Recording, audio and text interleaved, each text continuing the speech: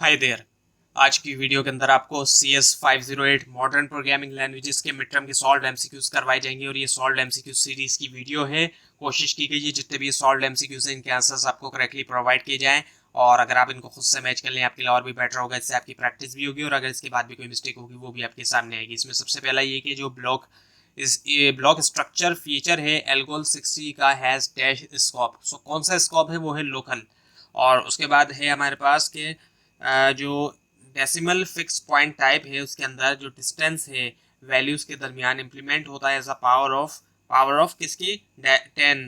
उसके बाद ये कि फंक्शन के अंदर must have at least dash return statement. कितना रिटर्न स्टेटमेंट होना चाहिए? One return statement. उसके बाद ये कि डैश ऑपरेशंस, कौन से ऑपरेशन जो है must have one of its parameter of the type, वो है प्रिमिटिव। उसके बाद ये कि एक अंडरस्टैंडिंग जो है इम्प्लीमेंटेशन इशू की leads to dash of why languages are design the way they are, वो है अंडरस्टैंडिंग। इसके जवाब है।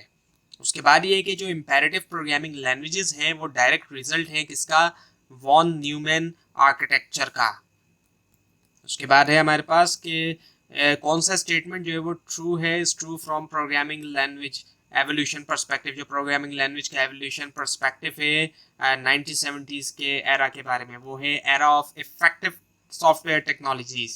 उसके बाद ये कि जो वेरिएबल नेम है स्नोबॉल के अंदर मे नॉट बी लॉन्गर नहीं होना चाहिए कितने करेक्टर से? 120 करेक्टर से। उसके बाद ये कि इनमें से कौन सा स्टेटमेंट करेक्ट है स्नोबॉल के बारे में, वो है पुअर रीडेबिलिटी एंड राइटेबिलिटी। उसके बाद ये कि जो फर्स्ट लेवल एलिमेंट्स हैं LISP लिस्ट के अंदर वो कहलाते हैं कौन से level elements? Top level element. उसके बाद ये कि to write a user defined, लिखने के लिए यूजर डिफाइंड फंक्शन को लिस्ट के अंदर हम यूज करते हैं क्या? डिफन। उसके बाद है हमारे पास फंक्शन जो है लिस्ट के अंदर इज इन डैश नोटेशन, कौन सी नोटेशन में है? प्रीफिक्स। और फिर है हमारे पास कि डैश डज नॉट हैव, किसके अंदर इनमें से किस ऑप्शन के अंदर नहीं होता प्री डिफाइंड इनहेरिटेंस हायरार्की, वो है ADA।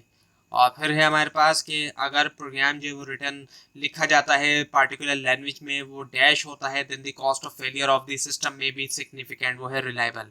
उसके बाद ये कि पोर्टेबिलिटी जो है उसका डायरेक्ट रिलेशन है किसके साथ? स्टैंडर्डाइजेशन के साथ। उसके बाद ये कि conditional control transfer give rise देता है वो to the idea of dash which are blocks of code that can be reuse over and over. So इसका जवाब है लाइब्रेरीज।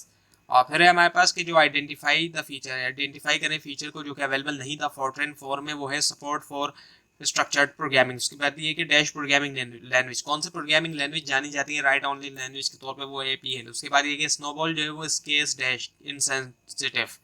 उसके बाद है कि जो अर्लीस्ट फॉर्म है कंप्यूटर लैंग्वेज की वो डैश मोशन थी, फिजिकल मोशन। और उसके बाद ये कि डैश इज डी, कौन सी जो है इनमें से ऑप्शन जो है वो फर्स्ट हाई लेवल लैंग्वेज है, वो है फोर्ट्रेन। और उसके बाद है हमारे पास कि कोबॉल जो मेनली डिज़ाइन हुई किसके लिए? बिजनेस एप्लीकेशन के लिए। उसके बाद ये कि जो फर्स्ट लैंग्वेज जो कि प्रोवाइड करती है कॉन्सेप्ट पॉइंटर डेटा टाइप का, वो थी PL1। और फिर है हमारे पास कि फर्स्ट इलेक्ट्रॉनिक कंप्यूटर वो कौन सा था? NEA। उसके बाद ये कि फॉलोइंग आर दी, इनमें से कौन सी जितने भी ऑप्शन दिए गए वो ऑब्जेक्ट ओरिएंटेड प्रोग्रामिंग लैंग्वेज है सिवाय एक को छोड़ के, वो है LISP लिस्ट। बाकी C++, जावा और C# हैं।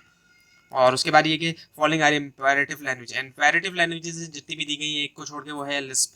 और उसके बाद ये कि लर्निंग कर्व जो है वो डैश प्रोपोर्शनल है to the number of basic component, वो है डायरेक्टली। और फिर है हमारे पास के जो प्रोलॉग रिप्रेजेंट पैराडाइम, सो वो है डिक्लेरेटिव। उसके बाद ये कि कौन सा ऑप्शन जो है वो first object oriented programming language था, वो है सिम्युला। और उसके बाद ये कि एवरीथिंग फॉर एवरीबॉडी, ये जो है मोटिव था लैंग्वेज का किसका?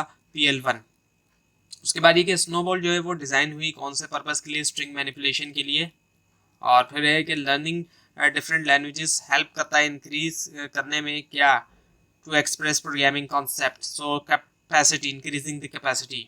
उसके बाद ये कि इमीडिएट वैल्यू असाइनमेंट के लिए कौन सा साइन यूज होता है? वो है डॉलर का साइन। उसके बाद ये कि डैश वाज कंसिडर, किसको कंसिडर किया जाता था गुड डिस्क्राइब करने के लिए?